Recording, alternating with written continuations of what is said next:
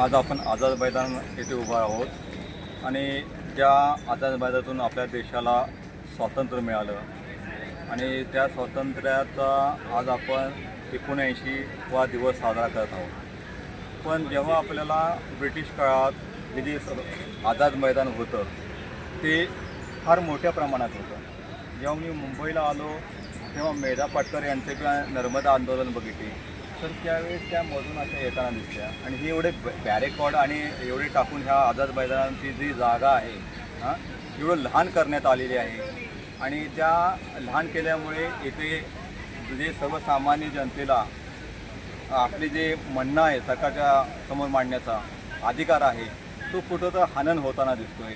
जर स्वातंत्र्यात जर हा अधिकार हनन होत असेल तर हे आता हे जे समोर दिसतंय ते श्रीमंतांसाठी म्हणजे प्रशासकीय अधिकाऱ्यांसाठी जे बनवलेले कार्यालय आहे, वाटल्यास तुम्ही महाबळेश्वरला नेऊन तिकडे बनवा। इथं नाहीतर ते आपले लोकप्रतिनिधी आमदार मुख्यमंत्री इथं बसतात, वाटल्यास तिकडं मराठवाड्यात ते मग हटवा लावा, तिथं मग तिथं आंदोलन करतायत, ती मोठी जागा देत आहे। ही जी जागा आहे इथं कुठल्याही प्रकारे जनतेचं मत मांडण्यासाठी आपल्याला पुरेशी जागा दिसत नाही।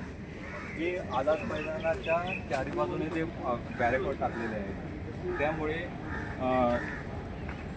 जे सर्वसामान्यासाठी जी लोक येत आहेत आणि सरकारसमोर आपले जे मत मांडण्यासाठी मोठ्या प्रमाणात आडोशी जिल्ह्यातून जी जनता येणार आहे त्या संदर्भात व्यवस्था होऊ शकत नाही। मग कायदे सुव्यवस्थेचा प्रश्न निर्माण होतो आणि हा कायदे सुव्यवस्थेचा प्रश्न निर्माण होतो याचं कारण काय, तर इथं पुरेशी जागा नाही।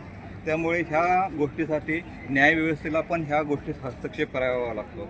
न्यायव्यवस्था या छोट्या छोट्या गोष्टीकडे जर हस्तक्षेप करत बसली तर हजारो लोकांना जो न्याय देण्याचं काम आहे न्यायव्यवस्थेचं ते कधी करणार।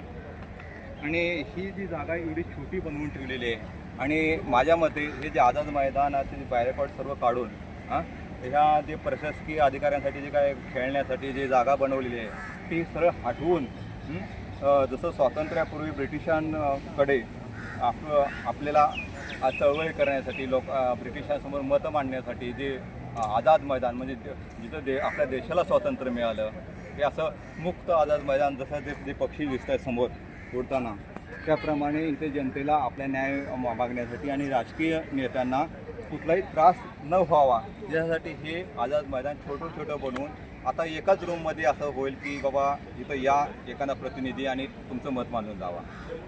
आणि जर मोठ्या समोर जर जनता ह्या लोकांना प्रश्न विचारत नसेल त्यांना संधी दिली जात नसेल तर ही लोकशाही म्हणता येणार नाही। आता आपला पूर्ण जो देश आहे ना भांडवलशाहीकडे जाते। ईस्ट इंडिया कंपनी जाऊन आता एक ज्या खाजगी कंपन्या सर्व सरकारी व्यवस्था खरेदी करत आहेत। म्हणजे लाईट बिल जर तुम्हाला सरकारचं असेल तर ते नको आहे, पटकन तुम्ही खाजगीकरण करता, एखाद्या कंपनी आबाबाबा नावाचा तो चालवू शकतो। बेस्ट आज जी आपली सर्वसामान्यांची एक परिक्रमण व्यवस्था होती मुंबईची ती पण तुम्ही 4 लोकांना विकून टाकली। आज खाजगी बस आहेत, म्हणजे ही व्यवस्था खाजगीकरणाकडे जात आहे। आज शिक्षण व्यवस्था सर्वसामान्यापासून फार वंचित करण्यात आले। मुंबईत मराठी शाळा संपवून तिथं त्या ठिकाणी भांडवलशाही इंग्लिश शाळा निर्माण केलेल्या आहेत आणि यात मोठ्या प्रमाणात राजकीय नेत्यांच्या ह्या शाळा आहेत आणि त्याच्यावर जे बस सिस्टम चाललेली आहे ती कार्यकर्त्यांची आहे ट्रान्सपोर्टेशन आणि सर्वसामान्याला 2.5 लाख KGला फी परवडणार नाही। पुढे सर्वसामान्य लोक आरोग्य आणि शिक्षणापासून वंचित राहावे आणि 79 वर्ष जर आपल्या देशाला स्वातंत्र्य मिळत असेल तर अन्न वस्त्र निवारा आणि आरोग्य शिक्षण ह्या मूलभूत गरजा जर पूर्ण होत नसतील आणि दिल्लीतून तुम्ही जर मोठमोठी भाषणं करत असाल आणि तुम्ही मेट्रो इन्फ्रास्ट्रक्चर करत असाल पण सर्वसामान्य माणूस जर दुःखी असेल तर ह्या स्वातंत्र्याचा आनंद मावळताना दिसत आहे हे लक्षात घेतलं पाहिजे। जय हिंद।